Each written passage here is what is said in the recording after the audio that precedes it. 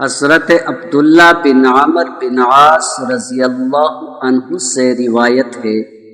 کہ رسول اللہ صلی اللہ علیہ وسلم نے فرمایا، میری امت کے آخر میں ایسے آدمی ہوں گے جو ایسی سواریوں پر سوار ہوں گے جو اونٹ کے کجاووں کے مشابہ ہوں گی، مساجد کے دروازوں پر اتریں گے،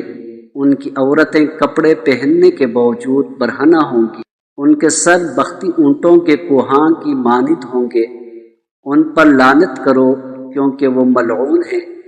اگر تمہارے بعد کوئی امت ہوتی تو تمہاری عورتیں اسی طرح ان کی خدمت کرتی جس طرح تم سے پہلے امتوں کی عورتوں نے تمہاری خدمت کی۔ حضرت عبداللہ بن مسعود رضی اللہ عنہ سے روایت ہے کہ آخری زمانے میں ایسے لوگ ہوں گے جو مساجد میں حلقہ بنا کر بیٹھیں گے، ان کا امام دنیا ہوگی،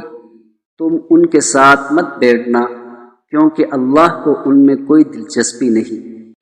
حضرت ابو امامہ رضی اللہ عنہ سے روایت ہے